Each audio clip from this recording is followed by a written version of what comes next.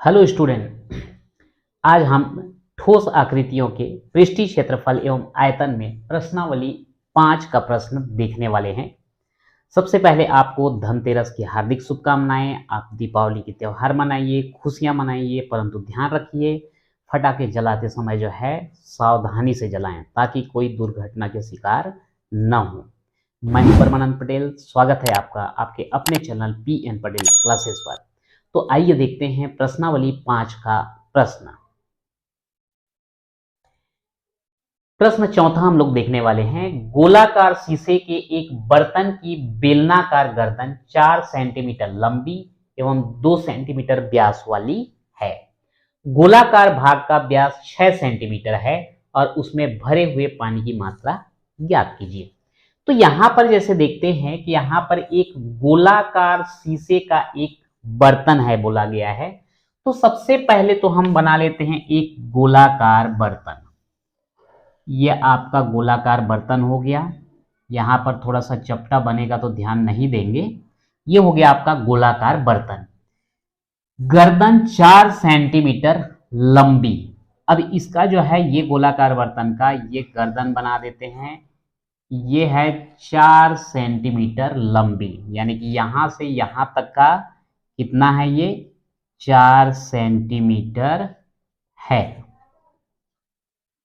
एवं व्यास 2 सेंटीमीटर। यहां पर इसका व्यास अगर देखा जाए तो ये है 2 सेंटीमीटर। गोलाकार शीशे के एक बर्तन, ये गोलाकार शीशा का एक बर्तन हो गया। मैं थोड़ा सा इसको चेंज कर रहा हूं, मुझे देखने में खुद को मजा नहीं आ रहा है। अब कुछ ठीक है, हालांकि यहां पर भी निकल गया तो कोई बात नहीं, थोड़ा सा एडजस्ट कर लेंगे ताकि गोला टाइप का अपने को दिख जाए। चलो चलेगा। तो यहां पर जो है गोलाकार बर्तन, गोलाकार शीशे के एक बर्तन की बेलनाकार गर्दन, ये गोलाकार बर्तन हो गया और ये जो है उसका गर्दन हो गया। इसका जो है लंबाई कितना, 4 सेंटीमीटर है, व्यास 2 सेंटीमीटर है। गोलाकार भाग का व्यास 6 सेंटीमीटर है। यहां पर अगर इसको केंद्र माने तो ये जो है हमको कितना है, 6 सेंटीमीटर। तो उसमें भरे हुए पानी की मात्रा ज्ञात कीजिए। अगर हमको यहां पर भरे हुए पानी की मात्रा ज्ञात करना है, मतलब सीधा सीधा जो है ये जो बर्तन है इसका आयतन हमको ज्ञात करना होगा।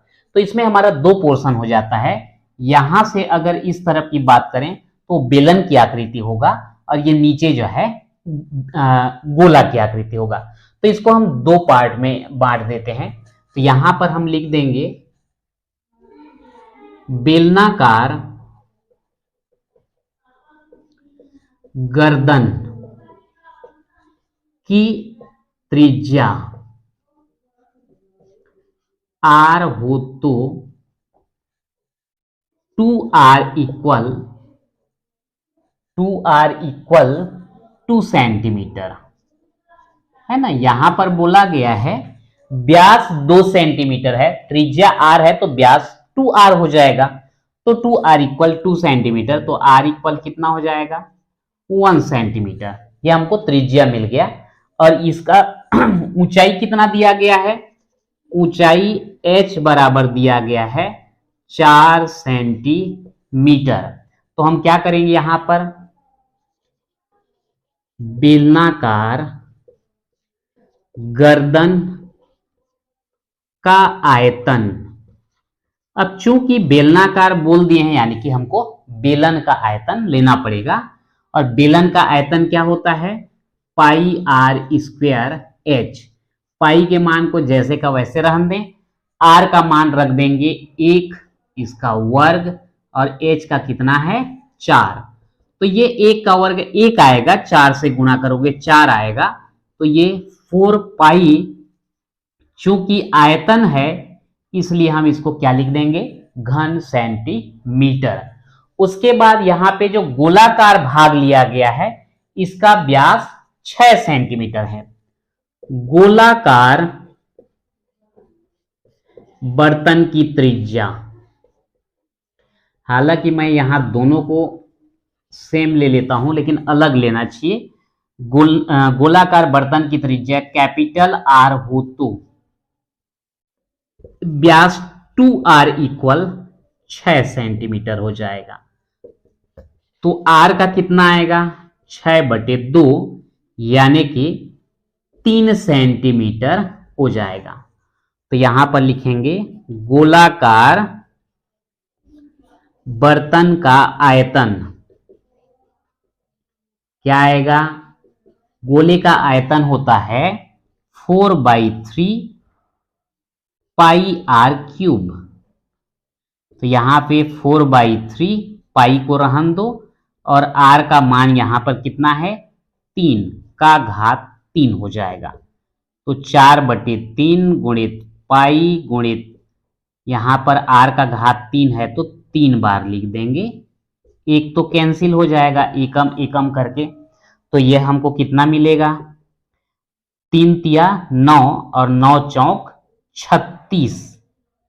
तो यहां लिख देंगे 36 पाई घन सेंटीमीटर। ठीक है, अब क्या करें, हमको तो इसका बर्तन में भरे हुए पानी की मात्रा ज्ञात करना था। तो यहां पर लिखेंगे बर्तन में भरे पानी का आयतन, पानी की मात्रा बोला गया है तो मैं यहां पर पानी की मात्रा बराबर बेलनाकार गर्दन का आयतन प्लस गोलाकार बर्तन का आयतन, दोनों को जोड़ दीजिए। बेलनाकार गर्दन का आयतन कितना आया है 4 पाई और गोलाकार बर्तन का कितना आया है 36 पाई। तो ये हो जाएगा 4 पाई धन 36 पाई बराबर 36 और 4 40 पाई घन सेंटीमीटर। और ये हो जाता है आपका आंसर, यानी कि उसमें पानी की कितनी मात्रा आने वाला है 40 पाई घन सेंटीमीटर, और ये आपका आंसर हो जाता है। 5वां प्रश्न देखते हैं। आकृति 40 में दिखाए हरित गृह यानी कि ग्रीन हाउस के ऊपरी सिरे के दोनों भाग अर्धवृत्ताकार हैं। इन्हें इस ग्रीन हाउस को कपड़े से ढक कर बनाया गया है। इसमें 1.2 मीटर गुणे 0.5 मीटर साइज का एक लकड़ी का दरवाजा है। हरित गृह को ढकने में लगने वाले कुल कपड़े का क्षेत्रफल ज्ञात कीजिए। यहां पर जो ग्रीन हाउस जो बनाया गया है, प्रभाव बोल दे रहा था, ग्रीन हाउस जो बनाया गया है, यहां पर नीचे वाला भाग अगर इसको देखें तो ये जो है घनाभ के आकृति का है, जिसका आपका ये माप दिया गया है, ये 5 मीटर, ये 3 मीटर और ये है 2.5 मीटर। अब यहां पर जो है एक दरवाजा लगाया गया है। ये दरवाजा का जो लंबाई चौड़ाई दिया गया है ये है 1.2 मीटर और ये है 0.5 मीटर, जो कि लकड़ी का बना है। इसका ऊपरी भाग जो है ऊपर वाला भाग जो दिख रहा है यहां पर अर्धवृत्ताकार है और इधर पीछे भी अर्धवृत्ताकार है। दोनों को अगर मिला दिया जाए तो अर्ध बेलनाकार जो है हमको प्राप्त होता है। तो इसको बनाने के लिए जो है पूरा कपड़े से ढका गया है, तो इसको बनाने के लिए कितना कपड़ा लगा हुआ है उसका क्षेत्रफल हमको ज्ञात करना है। तो सबसे पहले अगर हम यहाँ पे देखें तो इसमें कपड़ा कहां तक ढका हुआ है, ये जो घनाभ की आकृति लिया गया है उस घनाभ के आकृति में जो है पार्श्व पृष्ठ में जो है कपड़ा लगा है। मान लो ये घनाभ की आकृति है और हम ये मान के चलते हैं कि यही जो है आपका ग्रीन हाउस है। तो यहाँ पे जो कपड़ा को ढकने के लिए अगर हम बात करें तो ये वाला पृष्ठ, ये वाला पृष्ठ, ये वाला पृष्ठ और ये, मतलब ये चारों जो है अगल बगल वाला जो है पृष्ठ का क्षेत्रफल लेना पड़ेगा, जिसको हम बोलते हैं घनाभ के पार्श्व पृष्ठ का क्षेत्रफल। ये तो लेंगे, शामिल होगा। इसके बाद ऊपर में यहां पर जो ढका गया है वो अर्ध बेलनाकार है, तो ये अर्ध बेलनाकार का संपूर्ण पृष्ठ आ जाएगा और ये दरवाजे का जो क्षेत्रफल है वो माइनस हो जाएगा। तो यहां पर जो है हम सबको अलग अलग लिख देते हैं। जैसे घनाभ की लंबाई L बराबर लिख देते हैं 3 मीटर, चौड़ाई B बराबर लिख देते हैं 5 मीटर। मैं थोड़ा सा उल्टा लिख रहा हूं लेकिन मजबूरी है, इसको मैं 3 लिखा, इसको 5 लिखा, एक्चुअल में उल्टा होना चाहिए था। और ऊंचाई H बराबर है 2.5 मीटर। ये तो घनाभ के लिए हो गया। अगर हम अर्धबेलन की बात करें तो अर्धबेलन के आधार की त्रिज्या R अगर लिया जाए, जैसे ये वाला जो है 3 मीटर है, तो निश्चित रूप से ये भी क्या होगा 3 मीटर, जो कि इस वृत्त जो अर्धवृत्त प्राप्त हुआ है, अर्धवृत्त लें या वृत्त लें, दोनों का त्रिज्या और व्यास समान होगा। तो ये 3 मीटर जो है इसका क्या कहलाएगा, व्यास। तो त्रिज्या R बराबर कितना हो जाएगा 3/2, यानी कि 1.5 मीटर हो जाएगा। यहीं पर जो है गलती होता है। ये तो हमने त्रिज्या ले लिया 3 का आधा यानी कि 1.5, ऊंचाई में गलती से हम यहां इसको लिख देते हैं, फिर गलत हो जाता है। जबकि यहां पे ऊंचाई में हमको किसको लेना पड़ेगा, 5 को लेना पड़ेगा। ऊंचाई H बराबर 5 मीटर। अब बोलेंगे यहां पर अलग यहां पे अलग, तो उसको H1 और H2 आप लिख सकते हो।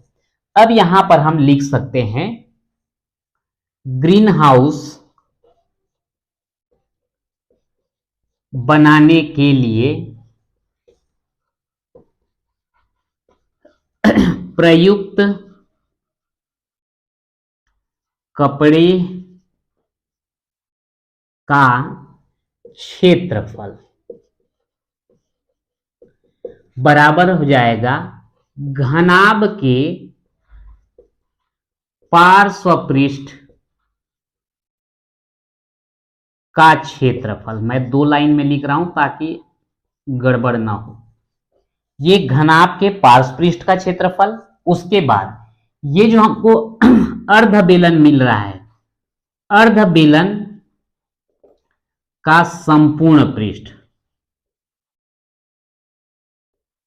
और माइनस हो जाएगा दरवाजे का क्षेत्रफल। ठीक है, तो यहां पे घनाभ के पार्श्व पृष्ठ का क्षेत्रफल जो हम ले रहे हैं, तो घनाभ के पार्श्व पृष्ठ के क्षेत्रफल का सूत्र होता है 2 × H और कोष्टक के अंदर आता है L + B। उसके बाद अर्धबेलन का संपूर्ण पृष्ठ, अगर हम संपूर्ण पृष्ठ की बात करें तो 2πr और कोष्टक में आएगा R + H। चूंकि आधे बेलन का है इसलिए हम क्या लिख देंगे /2। ऋण दरवाजे का क्षेत्रफल, तो लंबाई गुणी चौड़ाई, लंबाई है 1.2 और चौड़ाई है 0.5, तो ये हो जाएगा 2 × H। देख लीजिए H कितना है 2.5, तो इसको मैं 2 × 2.5 और कोष्टक के अंदर L + B।